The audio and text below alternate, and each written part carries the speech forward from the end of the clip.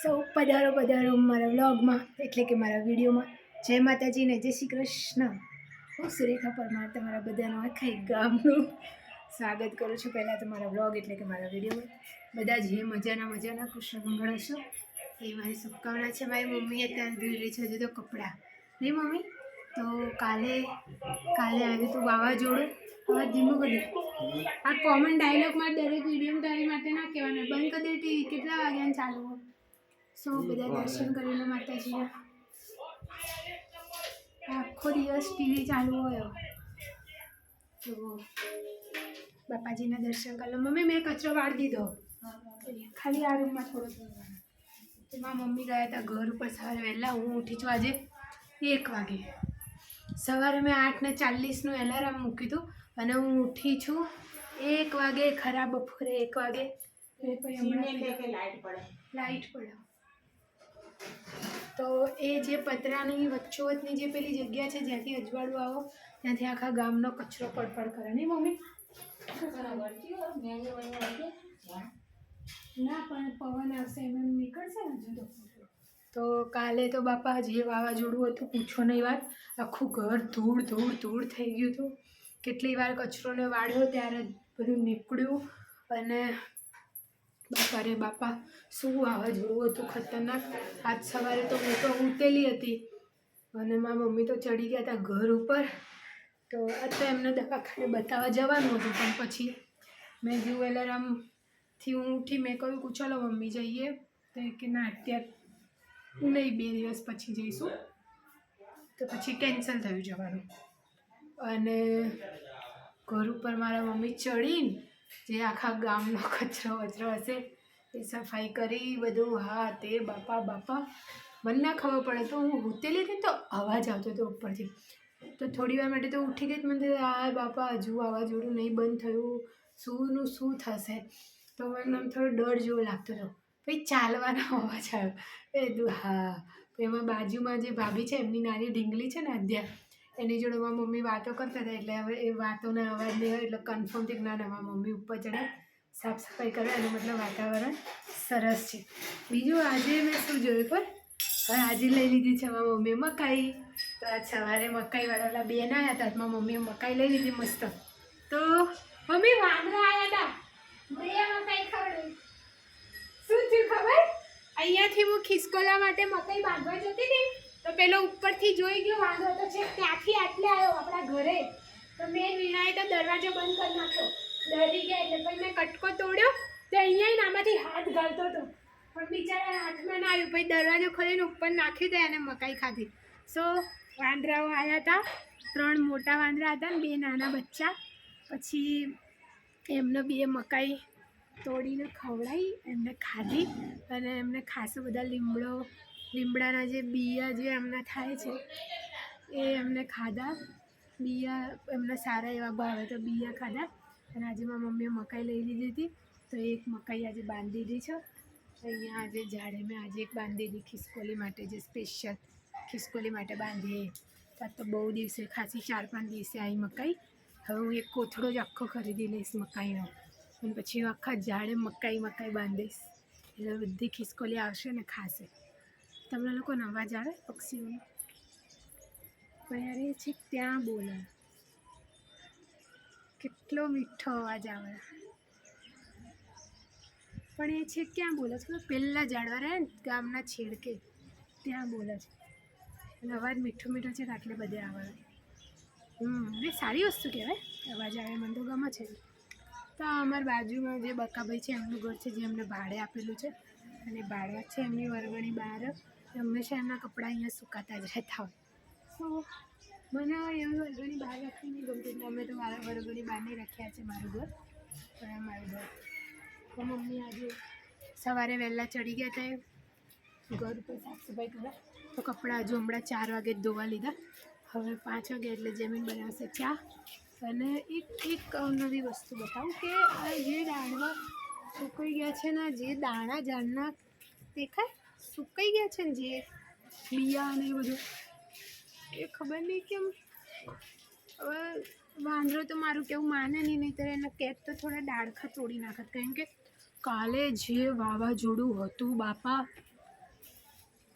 અને આ ડાળખા આમથી આમ ઉડી રહ્યા હતા, મતલબ ખતરનાક રીતે ઉડી ગયા હતા. બાપા રે બાપા, મને ડર લાગે ને એવું થાય એવું હતું કાલે તો. મને એવું હતું કે આ લીમડો પડી જ જશે, કાલે પડી જ જશે. પ્રભુ દયાથી કંઈ થયું નહીં, સારું કહેવાય. પણ બહુ બધું ઉડી ગયું. અહીંયા કચરો હતો. અહીંયા રાત્રે છે મોડા જમીન બહાર નીકળી તો બધો અહીંયા કચરો હતો. બધું મેં આખી એક ડોલ ભરીને કચરો ભર્યો. એટલો બધો કચરો હતો. આખા ગામનો કચરો જ હતો. અને વરસાદ તો પૂછો નહીં વાત. આખા ગામનો શું કહેવાય, આ વરસાદ ખાલી કેટલી મિનિટ આવ્યો, 5 કે 6 મિનિટ વરસાદ આવ્યો. અચાનક જ મોટા ટીમ્પા ચાલુ થઈ ગયા. બોલો અચાનક જેવો જેવી ટ્યુશનથી આવ્યો, મને તો ખબર નહીં. હું તો અંદર હતી કે ફિયા જલ્દી દરવાજો ખોલો, વરસાદ પડે. વરસાદમાં શું ખાલી કે ખાલી 5 મિનિટે નહીં પડ્યો, 4 મિનિટ. પણ બહુ ડેન્જરસ ટીપા હતા. મતલબ અને જે રીતના કાલે સોશિયલ મીડિયામાં બધા વિડીયો વાયરલ થઈ રહ્યા છે કે આ કેમિકલવાળો જે વરસાદ આવી રહ્યો છે, અથવા જે અમેરિકા ઉપર આપણે આક્ષેપ નાખી રહ્યા છીએ, અથવા એ લોકો શું સાચેમાં આવું કરી રહ્યા છે, મને તો આટલું બધું ખબર નહીં પડતી. પણ જો એ લોકો આવું કરી રહ્યા છે તો શું કામ બળદિયાઓ બધા પાછળ પડી ગયા છે ઇન્ડિયાની ને. તો બસ આ બધી પરિસ્થિતિઓ જે સર્જાઈ રહી છે એમાં જે આ સામાન્ય માણસ છે, મતલબ આપણે જે નોર્મલ જીવન માંડ થોડું રોજે લાઈન ખાતા હોય એ લોકોનું શું, બરાબર. અત્યારે તો બાપા સોશિયલ મીડિયામાં ઘણું બધું ચાલી રહ્યું છે. આબોહવાનું જે નારોલ બાજુથી જે આવી રહ્યું છે તો એ બધી વસ્તુ સાચી. હું મારી પોતાની જ વાત કરું તો હવે મને તો અમે ઘણા ટાઈમથી શ્વાસ લેવામાં તકલીફ પડતી હતી. હમણાંથી થોડી વધારે પડે છે તો હું મારા મમ્મીને કહેતી ગઈ. બીજું કાલે મેં બીજો વિડીયો જોયો કે જેમાં પેલી જે મચ્છર મારવાની અગરબત્તી મળે છે એના વિશે હતો, અને એના કારણે કેવી રીતના લોકો સિરિયસ થઈ ગયા. તો મારા ઘરમાં જ મારી મમ્મી પોતે જ વાપરે છે. 2 3 અગરબત્તીઓ બાળે. અને મચ્છરો છે, આટલા બધા મચ્છરો મરીને હેઠા પડે. ભાઈ મને બતાવે ખરી. અત્યારે મેં બતાવ્યું વિડીયો કે આવું બધું થાય છે સીતાવાસી. તો હવે એમ અગરબત્તી અમે બંધ કરીશું વાપરવાની. તો મારા મમ્મી જો રોડ વાળી રહ્યા છે. મારા મમ્મી જો બધું જોઈ દે. મારા મમ્મી આ ઘર બર બધું વોસરી તો ડેલી ધો. હવે તેમાં મમ્મી વાળીને આખું રોડ વાળી દેશે. સો એક દિવસ એવો આવશે કે બસ સપનાનું ઘર હશે મારું. જબરજસ્ત બધાના પોતાના પર્સનલ રૂમ, મંદિર આખું હોલમાં એક મજાનું. અમારું સપનું છે તો એ થશે પૂરું. એક દિવસ એવો આવશે, જોઈ લેજો. અને બસ હું તો રામ જાણ. હવે આજે મેં ડ્રેસ કેમ પહેરી લીધો તો નવો ખબર? આજે થયું એમ કે મને એવું મન હતું કે આજે અમે જઈશું રશ્મિકાબેનના ત્યાં મળવા. એ ક્યારના ફોન કરતા હોય તો મને આજે મન થયું કે એમને મળવા. એમનો સવારે બી ફોન આવ્યો હતો પણ ત્યારે હું સૂતેલી હતી તો મેં ઉપાડ્યો નહીં. પછી મેં એમને ફોન કર્યો તો ના તો પછી હું ઉઠી, મેં મિસ કોલ જોયો એમનો તો મેં જો હમણાં ફ્રેશ થઈને ફોન કરું. તો પછી હું નાહી દીવાબત્તી કરી, મેં ડ્રેસ પહેર્યો આજે. નોર્મલી હું રોજે અહીંયા ટી-શર્ટ નાઇટી પહેરું છું ઘરે, બીજું કંઈ હોય નહીં એટલે મજા આવતી નહીં અને ઘરમાં જ રહેવાનું, ક્યાંય બહાર જવાનું નહીં. તો પછી મેં ચાય નાસ્તો કરીને એમને ફોન કર્યો. મારા બંનેની વાત થઈ પણ એમને અચાનક કોઈ મહેમાન આવી ગયા એટલે મારે જવાનું કેન્સલ થયું. હવે સ્પેશિયલ ત્યાં જવા માટે થઈને આજે ડ્રેસ પહેર્યો પછી કેન્સલ કર્યો. થોડા દિવસમાં પાછો તમને તાવ આવ્યો ચંપાબુ? મને લાગે તમને સોશિયલ મીડિયામાં નજર લાગી ગઈ કે આટલા સારા બેન ગોદડા બનાવો તો એમને નજર લાગવી જરૂરી, એટલે તમને લાગે નજર લાગે.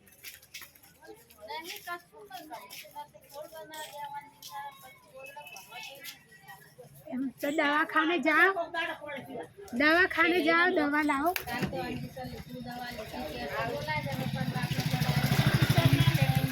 હા પેલા ભાઈ આવ્યા હતા રાત્રે થેલો લે, મને લાગ્યું બ્લડ લેવા આવ્યા, મને લાગી ગયું. કેટલા મિનિટ સુધી ચડાવી રાખી. તો ભાઈ ચંપાબેનની તબિયત ખરાબ થઈ છે, મતલબ તાવ ને એવું છે, કમજોરી એવું એમને લાગી રહ્યો. ભાઈ જલ્દી સારા થઈ જાય કારણ કે એમને નજર લાગી ગઈ ચંપાબુનને નજર લાગી ગઈ તો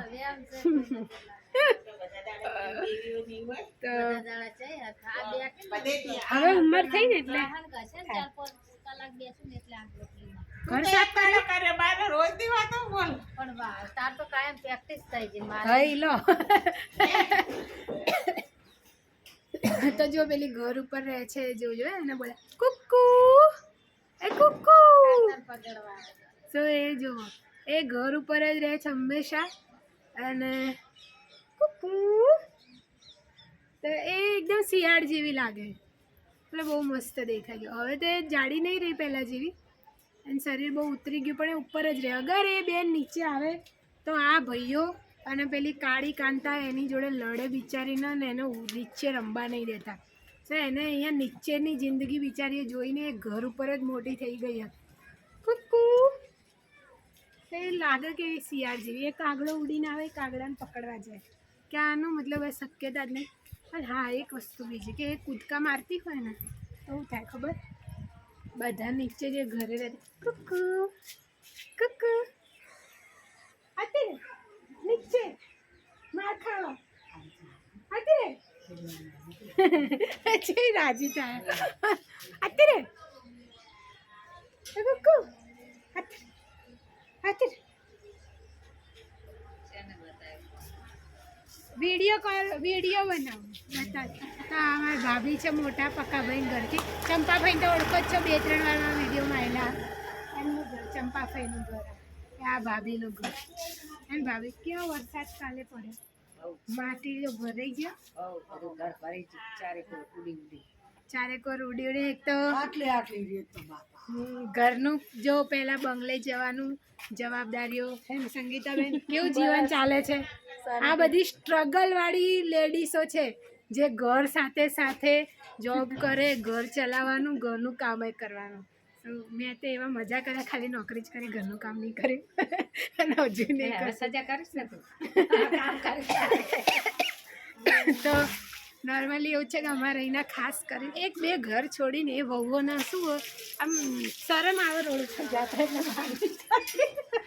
બાકી અમારે અહીંયા બધાની લેડીઝો અહીંયા ખાસ કરીને કામ બી કરે ઘરનું કામ કરે વહેલા 5 વાગે 4 વાગે ઉઠવાનું ઘરનું કામ કરવાનું રાંધવાનું બાળકોને સાચવવાના પાછું કામ કરવા જવાનું બપોરે આવવાનું પાછું ઘરનું કામ કરવાનું સાંજે બી જવાનું તો એવી સ્ટ્રગલવાળી લેડીઝો છે મજબૂત લેડીઝો છે એટલે આખા ગામનું કામ કરે એમ એટલા મહેનતું છે એમના પતિનો શું કહેવાય ખભો એમના પતિનો ખભો છે અમારે અહીંયા ખાસ કરીને બધા લેડીઝો કંઈક ને કંઈક એ લોકો કામ કરે છે કોઈ છે જે સિલાઈ મશીનનું કામ કરે છે કોઈ બંગલાનું કામ કરે છે કેટલીક દીકરીઓ જોબ કરવા જાય છે કંપનીઓમાં ને એમાં તો બધા પોતપોતાના પરિવાર સાથે સંકળીને કંઈક ને કંઈક પ્રયત્ન કરે છે કે એ ઘર પરિવારને કંઈક ને કંઈક હેલ્પ કરે આ કેટલાક અહીંયા અમારે એવા તાણ માનસિકતાવાળા બી 2-3 ઘરો છે જે લોકો એમની વહુઓને મતલબ ઘરની બહાર બી નથી નીકાળતા એમનું કેવું એમ છે કે સારા ઘરની વહુઓ છે ને ઘરની બહાર ના નીકળે એ લોકોનું કહેવું એમ છે તો એવા બી લોકોએ તો એમની માનસિકતા છે એમાં તમે હું આપણે કંઈ કહેવા કરવાનો અર્થ થતો નથી બરાબર બાકી તો બસ પ્રભુ દયા છે અને વાંદરા આવ્યા હતા વાંદરા 2 મકાઈ ખાઈને ગયા છે તો કાલે કદાચ પાછા આવશે અને પેલી ખિસકોલીને મકાઈ બાંધી પણ 2-3 દિવસ પાછી નથી બાંધી એટલે હવે ભૂલી ના ગઈ હોય કે હવે નહીં બાંધે તો પણ મેં બાંધી છે તો આવે તો સારું એવું નહીં તો પછી નહીં ખાય તો પછી ખાવી જ પડશે શેની ના ખાય તો આ પેલી બાંધી ઉપર તો હમણાં આવશે ના ઉપર નહીં અહીંયા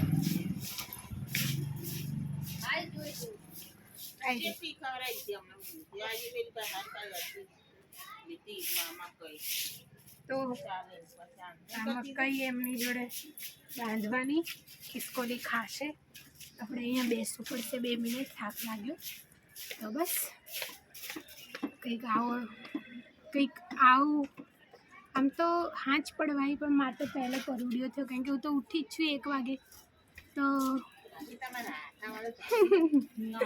બસ બાકી તો આ લીમડો હોરવાનો કંઈક વ્યવસ્થા કરીને લીમડો હોરવો પછી વાત લીમડો હોરીને પછી તમને લોકોને બતાવીશ કે એનો કેટલો બોળો કરી નાખ્યો યો ચલો મળીએ પાછા આપણે